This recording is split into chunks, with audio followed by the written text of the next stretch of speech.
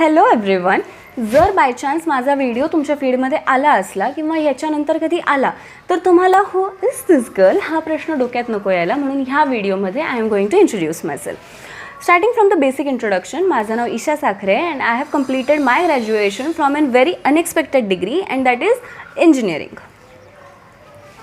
आता तुम्हाला वाटेल की इंजिनिअरिंगमध्ये काय अनएक्सपेक्टेड आहे.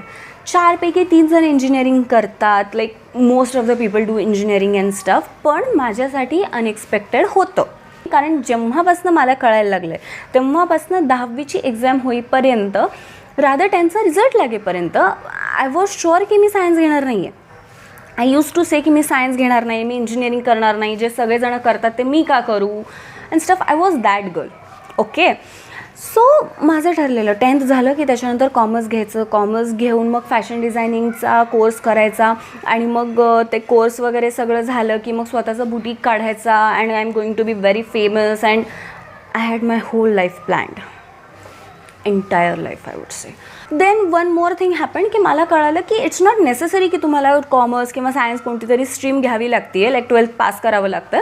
फॅशन डिझायनिंगमध्ये वेगळा डिप्लोमा असतो, तुम्हाला वेगळी डिग्री पण मिळते. So I got excited about it. I had in mind की ठीक आहे, आपण कॉमर्स वगैरे काहीच नको घ्यायला, आपण 10th नंतर डायरेक्ट फॅशन डिझायनिंगचा डिप्लोमा करायचा, त्याच्यातच डिग्री घ्यायची आणि फुल लाईफ सेट आहे यार.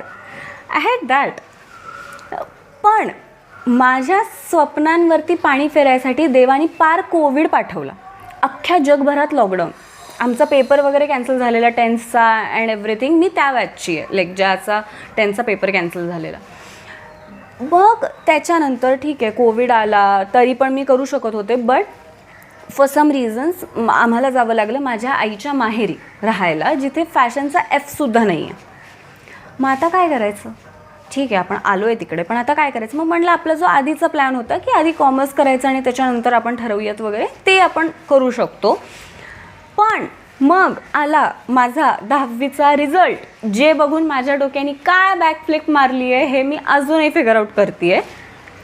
कारण तो रिझल्ट आला आणि मी स्वतः ठरवलं की मी सायन्स घेणार, कारण I scored 97 out of 100 in माई 10th. आई वॉज लाइक, वो रिज़ल्ट देख के मेरे दिमाग में आया कि अरे यार ईशा, तू तो कर सकती है यार, सायन्स ईजी होगा तेरे लिए. ठीक आहे म्हणजे फाईन, खूप व्हॅलिड होत होते, बट तिथपर्यंत तरी फाईन आहे. मी केलं असतं, सायन्स घेतलं असतं, त्याच्यानंतर मी मे बी फॅशन डिझाईनकडे शिफ्ट झाले असते. पण मग मी एकदा माझ्या वडिलांना कोणाशी तरी फोनवर बोलताना ऐकलं की जे IITs असतात तिथे गॅदरिंगचा फंड अराउंड 1 CR पर्यंत असतो, 50 lakhs to 1 CR पर्यंत असतो आणि तिथले गॅदरिंग्स खूप भारी असतात. मग हे ऐकून माझ्या हातली क्युरिओसिटी जागली, म्हणून मी काही व्हिडिओज बघितले आणि ते व्हिडिओज बघून आय गॉट इम्प्रेस्ड, कारण मला डान्स करायला प्रचंड आवडतो. सो आय वॉज लाईक, तिथे डान्स करण्यात काय मजा येईल ना, म्हणून I decided to take engineering. तरी देवानी एवढी सुबुद्धी तर दिली आहे मला की मी बायोलॉजी नाही घेतलं किंवा जनरल ग्रुप नाही घेतला, लाईक PCMB असं नाही घेतलं आणि फक्त PCM घेतलं. पण देवानी एवढी पण बुद्धी दिली नाही आहे की IITs क्रॅक होतील. म्हणजे ठीक आहे, अभ्यास केला असं तर झालं असतं, but that's whole different point. तर मग मी सोडलं JEEचा नाद की अपने से नहीं होने वाला यार, इतना अभ्यास, एवढा अभ्यास नाही होणार आहे आपल्याकडनं. म्हणून मी JEEचा नाद सोडला, CETवर फोकस केलं आणि मी आले पुण्यामध्ये इंजिनिअरिंग करायला. Like other engineering students, I can't even blame my parents की तुम्ही म्हणलात म्हणून मी इंजिनिअरिंग केली, कारण स्वतःच्या पायावर कुल्हाड मारून घ्यायची सवय मलाच आहे.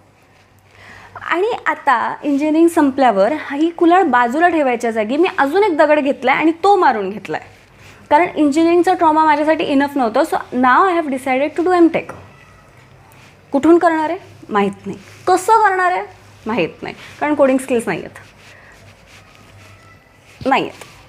काय करणार आहे काहीच आयडिया नाही आहे. सो लेट्स सी, या that's who I am, like very impulsive decision maker. So मिलते हैं अगले वीडियोज़ में. तुम्हाला जर माझी ही अशी बडबड आवडली असेल आणि ऐकायची इच्छा असेल तर सबस्क्राईब करा, लाईक करा, शेअर करा.